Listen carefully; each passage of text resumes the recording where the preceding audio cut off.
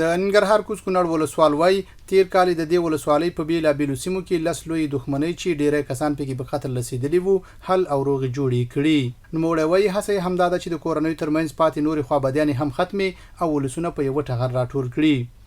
روغې جوړې خو ډېرې شوي خو بیا مهمه چې په دې تیر کال کې تقریبا 10 جوړې شوي هغه جوړې چې تقریبا 8 کسه 10 کسه 15 کسه داسې خلک کې وژل شوي او بل مهمه لاسته راوړنه دا ده چې هغه خلک په پاکستان او په نورو ځینو کې غریبانان د دغه بدۍ په خاطر باندې وطن ته نشو راتلی. غټه خبره دا وشوه چې خلک په آزاد فضا کې چې کوم د خپل وطن ته راغله او د ورورې په ټغر باندې سره کېناسته مشکلات حل شو. علما قومي سپینګیري په دې برخه کې ډېر هڅه او کوشش کوي او موږ هم تر شا چې کوم د کامل ملاتړ دی موږ هم د خبرې ته تشویق کړي دي چې نور هم داسې کوم چې هغه جزئی پاتې هغه انشاءالله چې نږدې وخت کې حل شي. یو دیني عالم وایي ولسونه باید له دښمنیو ځان وساتي چې په خبره یې سوله کې ژوند کول د پرمختګ لامل ګرځي. ولله الحمد د اسلامي امارت پر راتګ سره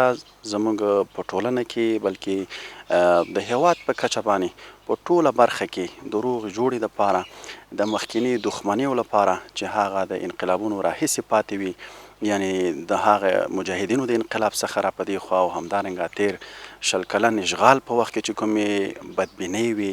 نو لله الحمد د اسلامي پراتګ د اسلامي نظام پراتګ سره په هر برخه کې د مشرانو لخوا نه وخت په وخت سره ناستې شوي دي او علماو ته قومي مشرانو ته د دې سپارښتنه شوې ده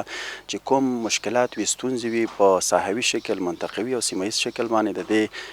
روغې جوړې برابرې کړي. د کوز کونړ یو قومي مخور بیا له اسلامي امارت مننه کوي چې د ولسونو ترمنځ روغې جوړې کوي. شریعت موږ غوښتو اسلامي نظام موږ غوښتو